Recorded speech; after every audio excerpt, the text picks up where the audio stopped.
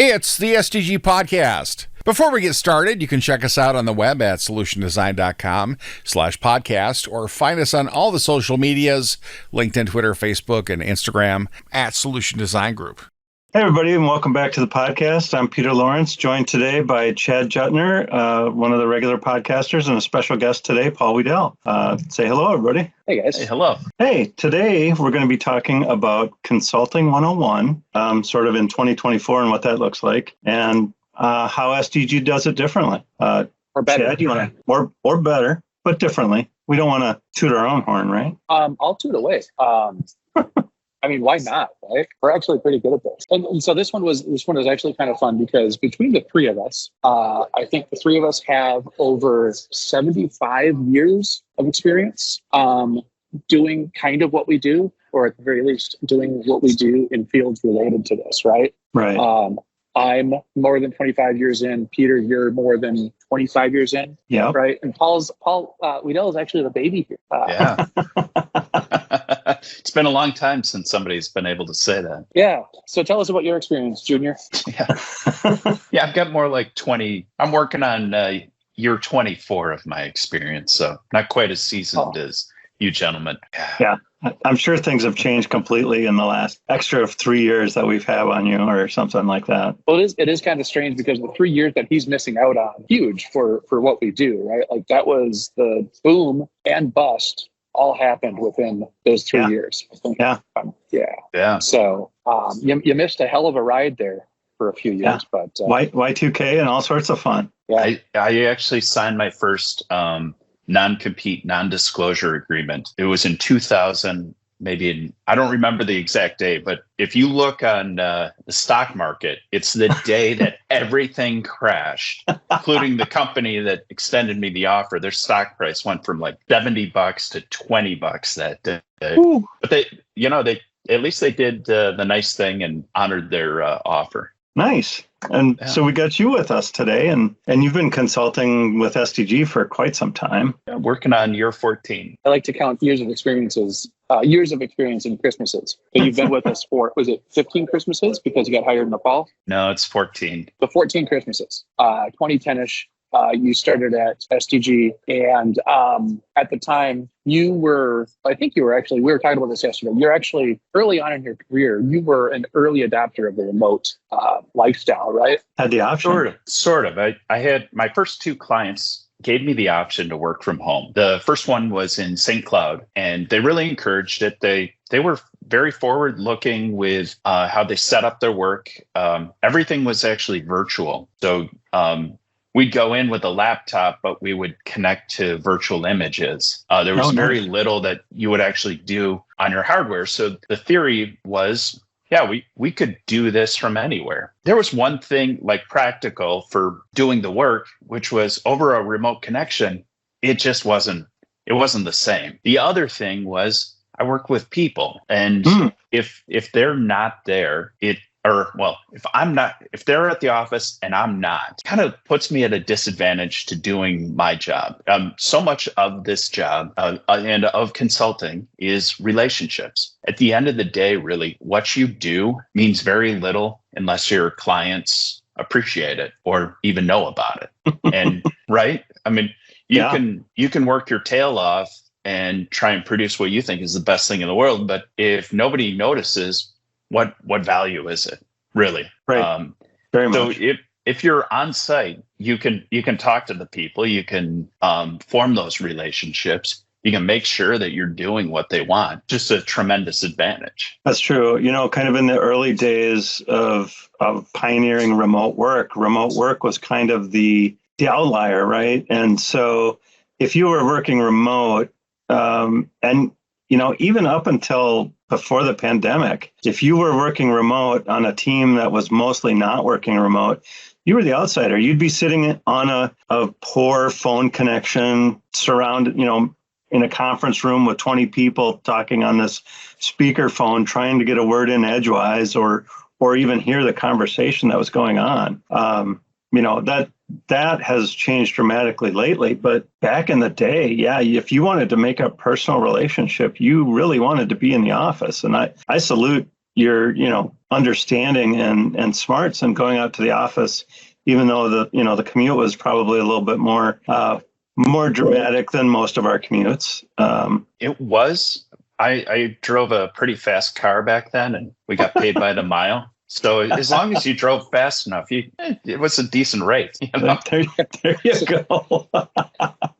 Well, now I'm kind of curious. What kind of car was it, Paul? The WRX. Perfect for rally racing or And getting to St. Cloud in under 90 minutes. What happened, man? Why'd you change it? Because now you just got a regular old Subaru. Yeah, just got older. This is going to turn into an automotive podcast. Yeah. This is not going to turn into an automotive podcast.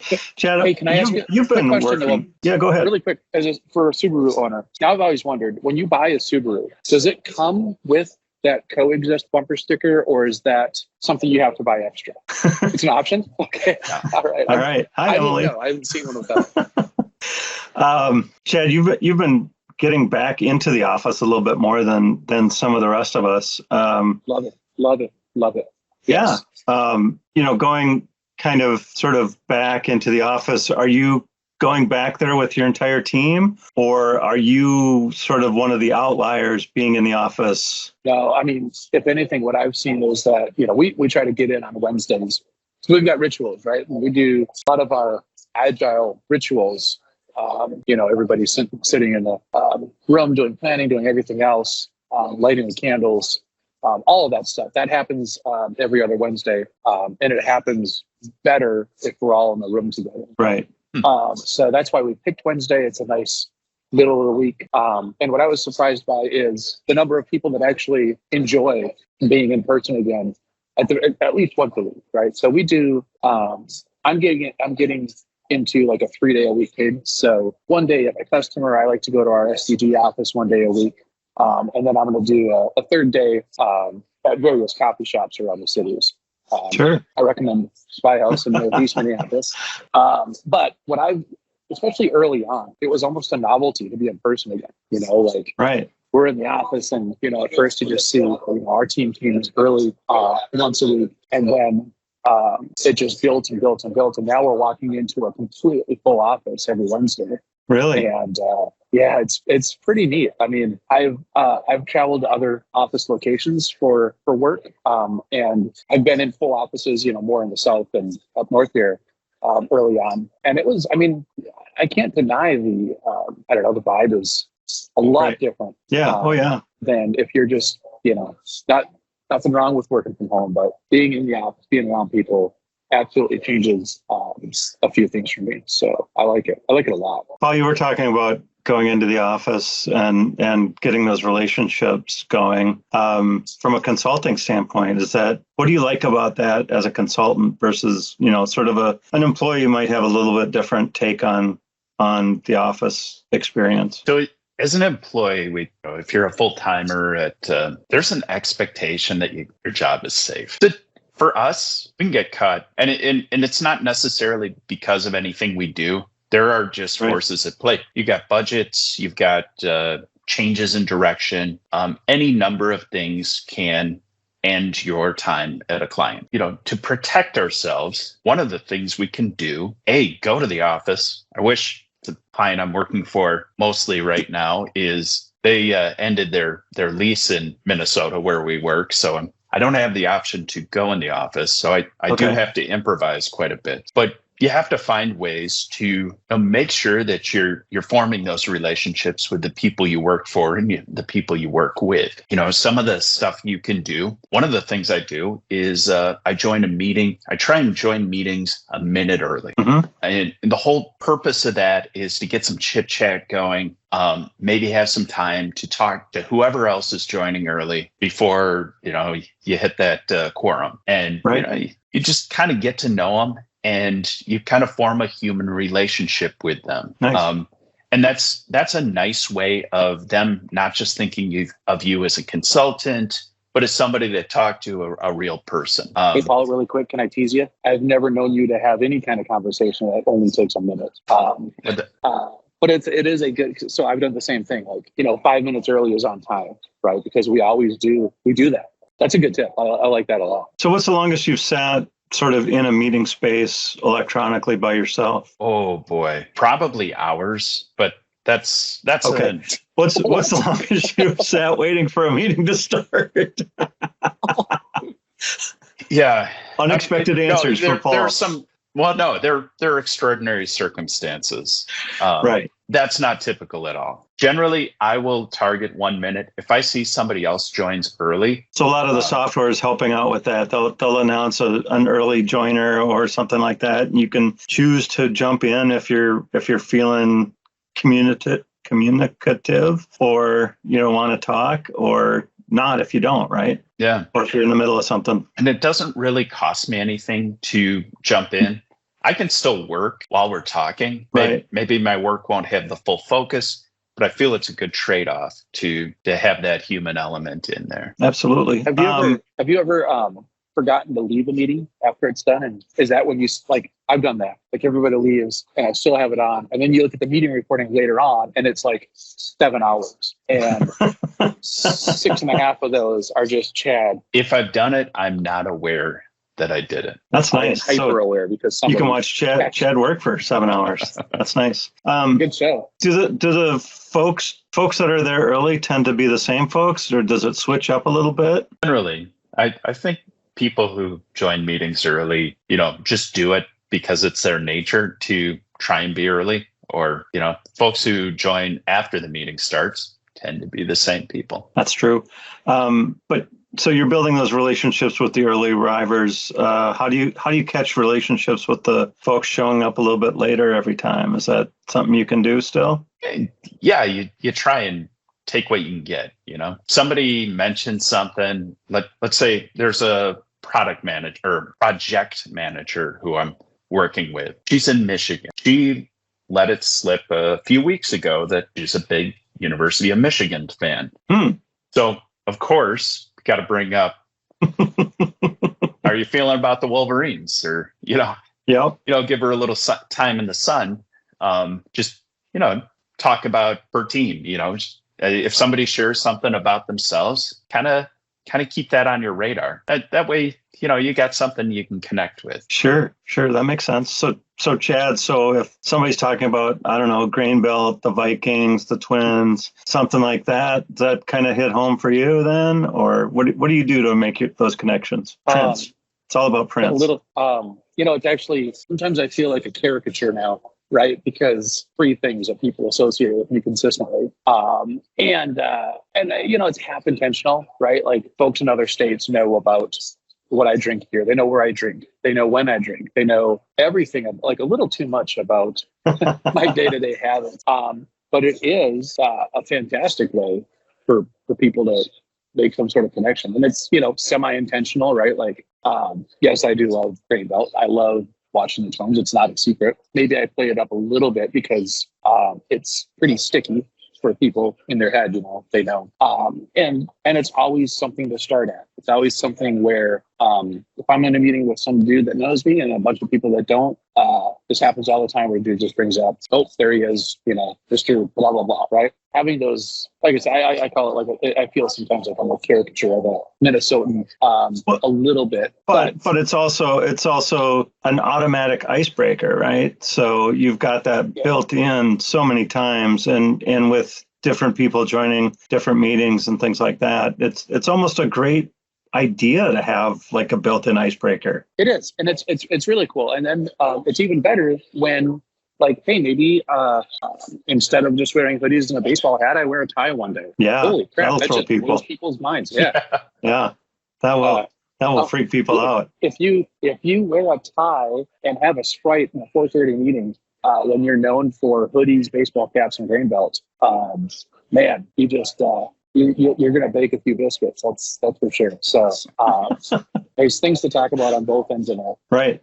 Paul, how about you? Are you things that I know about you are ice fishing? Your dog plays an important role in meetings sometimes. Sometimes, yeah. You enjoy a whiskey or two now and then. There's whiskey in every nook and cranny of Paul's house. I've been to Paul's house, and you don't go into a room and not see a little bit of, there you go. Look at that. You sit on Paul's couch and look into his TV. So there's some whiskey. I'm not saying Paul's got a problem. I'm just saying Paul is well prepared. So And Paul, probably never chilly.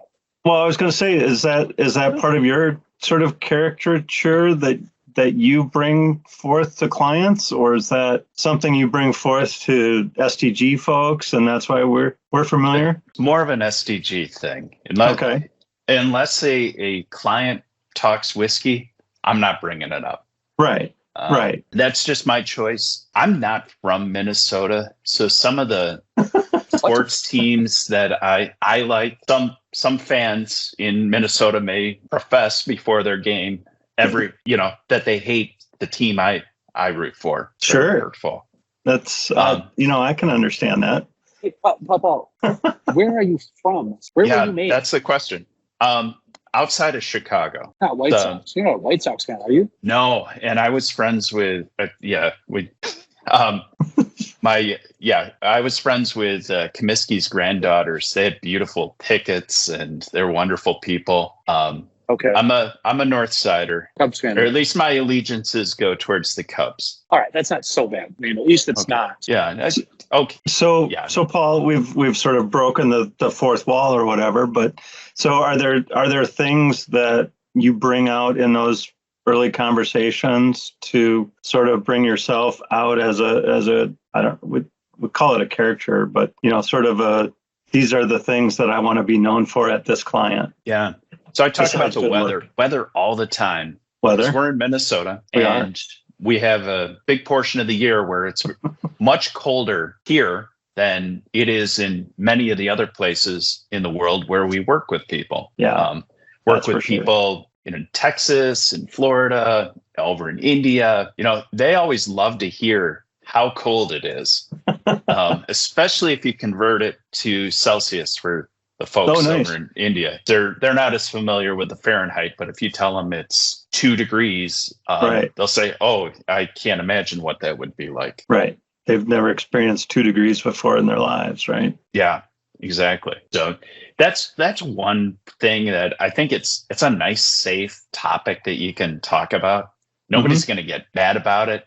If you No. talk about, say, sports, people, not Have opinions? any of us, are really passionate about things, and they'll, let's say, my team and Chad's team into a match, and it ended with a controversial call. Let's say it went in the team I like's favor. Yeah.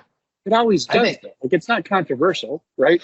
Any call Yeah. that is controversial will go Sure. against the Minnesota sports team. It's gross. Yeah, like go on that with your fair story. catch call that changed the outcome of the game. That totally was in my team's favor. Wait a second. Yeah. But No. people can get really passionate about it, and they can decide they don't like somebody because of the teams they follow. Sure. There are people who will go that far, especially if that fan is really, really vocal about their allegiance. Passionate. I've never seen it taken that far. I don't deny that maybe it could be a thing. I guess I haven't seen that. Ron Gant was out. Do you ever Yeah, pretend to follow a team, or do you ever follow a client's team to have a conversation? I mean, when you mentioned Michigan, are Yeah. there other times where you just like somebody mentions an allegiance or a team following, and you just kind of like, I'll keep track. I'll keep track of the scores. I mean, to me, I'm sure you both are aware of this, I'm not the sports fanatic. I don't have a lot of gear besides SDG gear. I have a lot of that, but I don't have a Vikings hat. I do have some Twins hats, but only because they were giving them away free, and who's going to turn around a free hat, right? So, but I've followed sports teams just to have something to conversate with someone about, and have that point of connection that will open up other areas of connection. Yeah. For me, I it's not just limited to sports, but whatever Right. people say they're interested in, just one of those things that I just kind of keep an eye out. If something happens that they're interested in, I might ask them, "Hey, what'd you think of, whatever?" Of that crazy call at the end of that game, that Yeah. one time. or something. Chad, you've mentioned that you keep track of details about folks on occasion, just some things to have sort of a connection with. Yeah, I mean, it's so people I work with mostly so I'm on a team of, I don't know, 10 people or whatever. If I hear something that somebody's into something, so one of the folks on my team, huge K-pop fan, specifically, oh shoot, what the heck is the BTS? That's it, yes. So I set up a Google alert for BTS, and it was cute the first couple of times because I would get this alert in my thing, and I'd be like, "Oh, J-Hope is blah blah blah," right? Yeah. This is a person, and I would just say like, "Hey, did you see that J-Hope is And it just blows minds. Like, what? One, who that is, and then two, what the news is. So yeah, I've done that quite a bit. Well, if it's something strange and I'm not going to get a ton of alerts, and it turns out I had to turn off the K-pop one because my goodness, those kids, they're everywhere. They're very prolific. Passionate though? Yeah, they have a passionate fan base, I guess you could say that. But I've done that before, like to keep track of things going on in interests that the people I work with have. Yeah, not necessarily with clients. That feels a little too personal. creepy, but with coworkers, for some reason it feels different, right? Like if I'm making K-pop jokes, I'm I'm almost 50 years old, and I'm an aggressive suburban dad, so like it's fun. That's one of the things I do is set up Google alerts, get little notifications for things that folks are interested in. Like I said earlier, like everybody knows. So I get teased about Twins games all the time. Twins get blown Hard out. not to. I hear about it. Like I get text messages about it the night of, right? Which is neat. It's fun.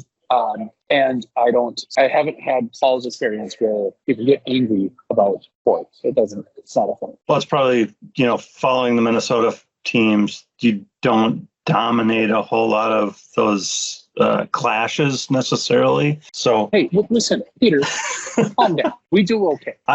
I was born and raised in Minnesota, so I understand. Moving on. Now boy, I'm getting pretty. Yeah. So let's we've talked about sort of things to make those connections and things to get together with folks in kind of the consulting 101 frame of mind. What about some things that SDG does differently that help you out?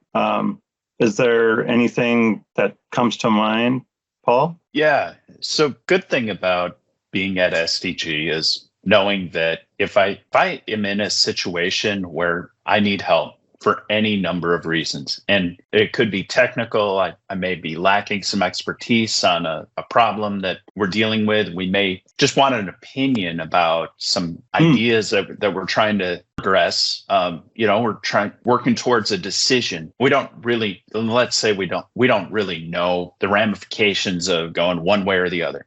Right. There's a really good chance one of the other consultants may have some experience with that, and I can talk to them. I feel very comfortable reaching out, finding out who's got experience and talking to them. And it's not always technical either. There can be some situations at a client that are more of a people situation. Right. And I know I can bounce some ideas of seeing this. I'm not sure what it means. What do you think? Got any ideas on how we can work with this? I mean, those types of conversations, I feel very comfortable having at SDG and using the strength of our collective experience to do a better job. Yeah, that's very true. Chad, were you going to say something? No, I just think, forget who it was, but we were talking to somebody recently. Peter, you might have even been there. There's other consultancies, and I think one of them had a tagline that said, "We're not going to buy you coffee and donuts," right? Right. They're going to place you and pay you. And that's cool for some people. That's not what we do though, right? Like we just yesterday, what do we have? We had a learning community led by some really, really smart people, really, really smart, attractive people.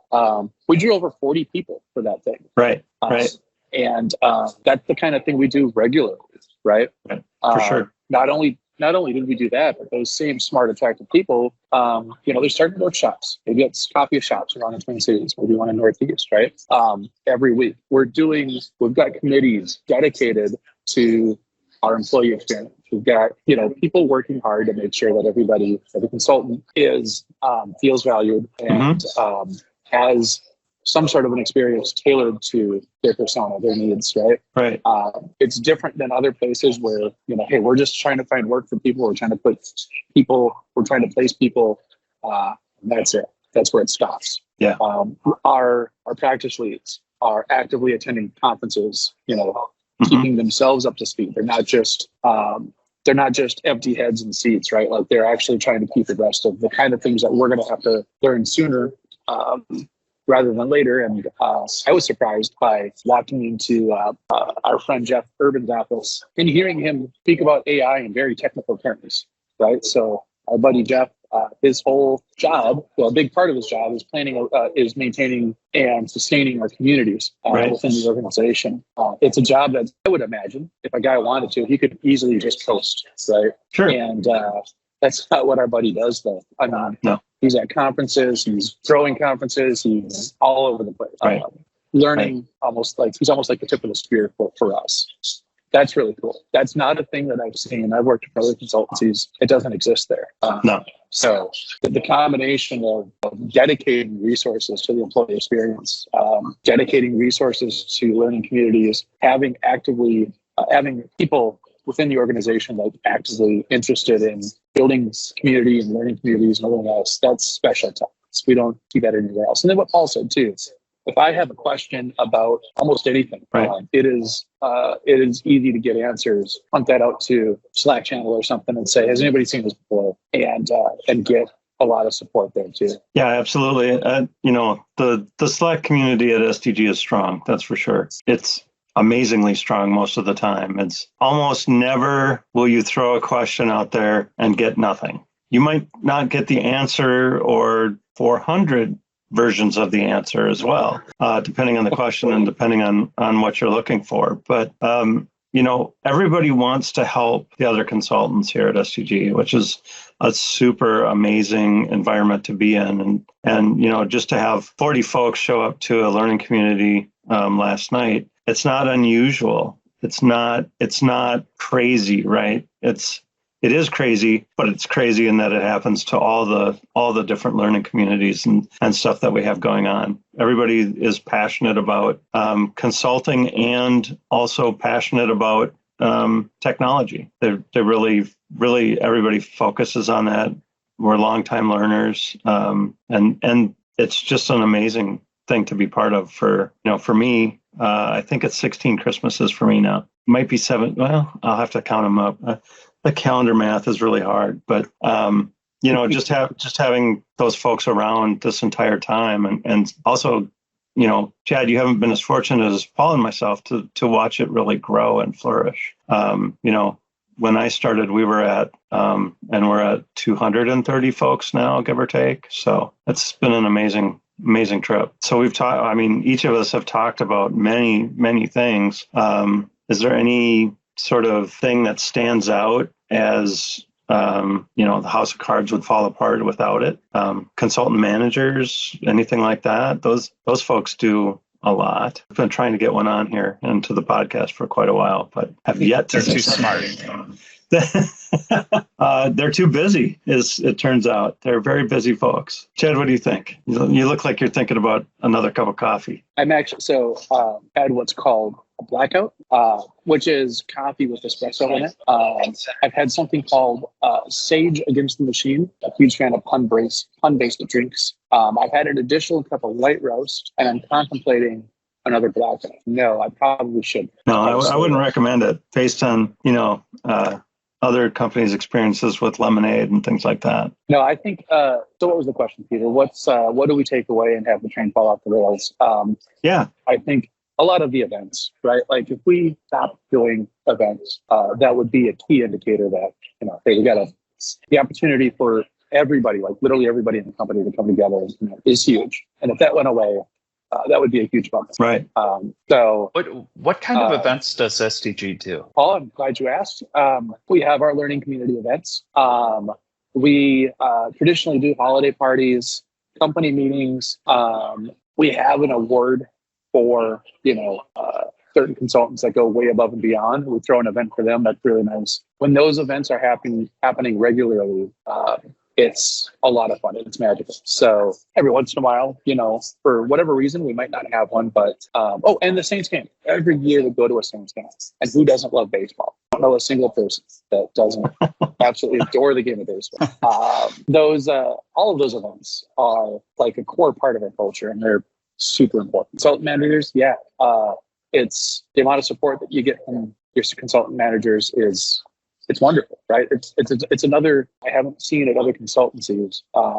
I've had roles like practice leads, right? Or right. I've had that role, but I haven't had somebody in between helping me throughout the day with various things. And the ratio of that role to a consultant, like we don't say, oh, you have a consultant and she has 60 consultants reporting to me. No, it's like a good school rep, right? There might be 15 to 20 people.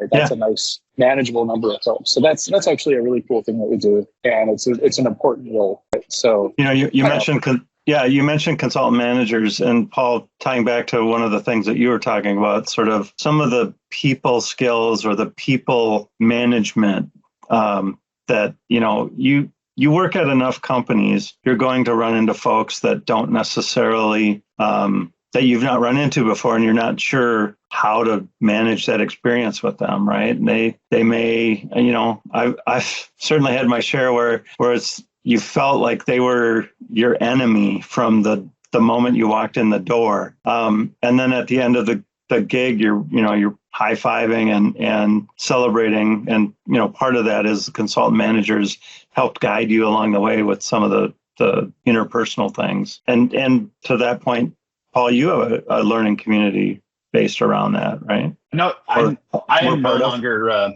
You started up a learning community? But I started and led for a year a community on consulting. And the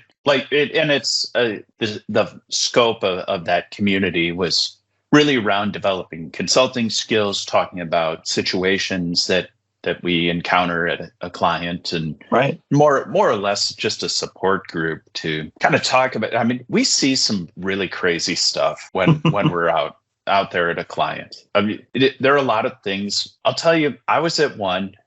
Your golf partner Cully may have been there too. And we actually kind of believed that we were on a reality TV show because that was the only explanation we could come up with for all the crazy decisions and things that happen, because it just, to us, it made no logical sense. Sure. That's a fun one. My time there, a lot of calls to my consultant manager. So they were helping you navigate some pretty rough waters and just things that you don't necessarily see, but as a consultant, you're going to see more of that than you would necessarily as an employee, right? Oh yeah, we live in a weird world where we're not really not employees. We're not human garbage either. We're somewhere in between. So a lot of times people, go ahead. Is that your spectrum, Paul? Really? Employee and human garbage? That is a spectrum. You're so myopic. Sometimes people think so little of us that they don't really even acknowledge we're in the room or in the meeting, and they let their guard down big time. They'll say all sorts of stuff, and they may not recognize that as consultants we bring a lot of experience and a lot of things to help out a situation, whereas to kind of keep it positive, sort of they might be having an experience that they're not looking forward to, right? Oh yeah. And I guess to bring this to a more positive place. I was at a client once where the culture was don't really fraternize with the consultants. Right. Employees and consultants should be separate. You talk to the employees when you have something you have to say, but otherwise, just do your work and let them do their thing. But once you hit like a crisis and you're there to help them, and they see that you have their back, that culture conflicts with what they want to do. They become more friendly. They become more willing to just talk to you as a person. But it really just comes down to them seeing that you're there to help them and you're taking their concerns very seriously. Right. You're not just there to collect a paycheck. You're not there to not get donuts and coffee, right? You're there for the whole experience, to be as close to an employee as you can be. You care about the project passionately. Chad, I know you care about your project passionately, and Paul, I've heard you talk passionately about your projects as well. That you really care about what's happening to this, even though at the end of the day you're going to walk away, and because that's part of consulting. But while you're there, you are there. You are committed. You are everything. Always thinking about that client, right? Yeah, and I don't think, even after I walk away from this one, there's connections that you're going to make everywhere you go that are going to last way longer than your engagement does. So, and that's one of the magical things about what we do is that we get to experience a lot of different environments. Other people get to experience a lot of different environments. I get to experience the one because I am university adored. That's right.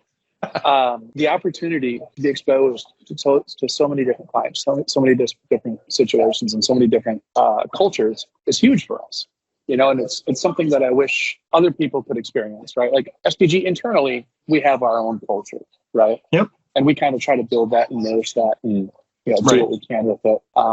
But as consultants, we have a leg in both worlds, right? The SDG culture and then the culture of the company that you're currently in, right? And to a certain degree, the situation that you're currently in, right? If it's a high pressure situation, if it's a low pressure, like it would be one thing if I was at a client and hey, the project is relatively straightforward. The requirements are pretty much cut and dry.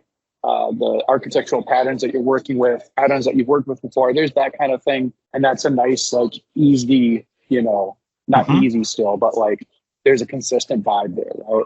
Right. Or you could be in a situation where you're dealing with ambiguous environments, various experience levels, and whatever the timeline constraints are, right? That you have one leg in that culture all the time, and it affects your relationship to SDG to a massive degree. Because if I'm at a client and I can just kind of coast, right? Not necessarily coast, but I can put in 8 hours and whatever, and everything's great. I'm not going to talk to my CM as much because there's nothing to talk about. Things are going good. Things are going good. Right. SDG is really special though when it's not that case. Like when you are under an insane amount of pressure, all of these other situations happen. All of a sudden, everybody springs to life and you get a ton of support. So where was I going with it? Two different cultures, right? You have your whatever the situation we're placed in, and then you have the culture that we have as our own company. And I wish, more folks would be exposed to the variety of situations and cultures and people that we have to deal with day to day. I think a lot of hear about those situations secondhand, right? And it might not always come across as intense as it really, really is sometimes. Yep. But we're still supportive, and it's great. It's wonderful. Go ahead, Paul. You start talking about that before. Oh, shoot. What should I talk about?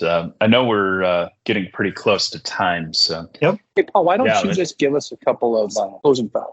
What do we call it, Peter? Parting thoughts. Parting thoughts. Your final thoughts. Parting thoughts. Yeah. So I think consulting comes down to caring about what you're doing, caring about the people you're working with and working for, and doing your best. That's those three things. If you're doing those three things, everything else kind of just follows. It's just like, you care about where you are and the people, the professionalism goes up, the quality of your work goes up, all that stuff.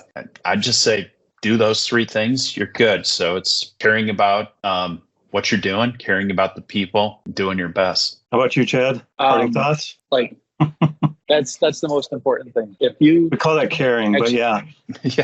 Paul said it a little bit more eloquently than I did, but as long as you actually, like he said, if you're interested in stagnating, if you're interested in just coasting, probably not the gig for you, right? But if you desperately want to consistently improve, this is kind of what we're doing. I'll echo both of those. We've read a book a long time ago about humility, respect, and trust, and those three things tied together make a pretty good consultant. You have to respect your client. You have to be a little bit humble, but still have to know your stuff and be able to present it. You have to trust that they're going to care about the things and take you take your opinions and take your consulting as they can. So I think that's great. At the end of the day, we say goodbye, everybody. Goodbye. Go on, folks. Solution Design Group is a digital product consultancy in Minneapolis. Check us out on the web at solutiondesign.com or look for us on Facebook, Twitter, LinkedIn, and Instagram at Solution Design Group.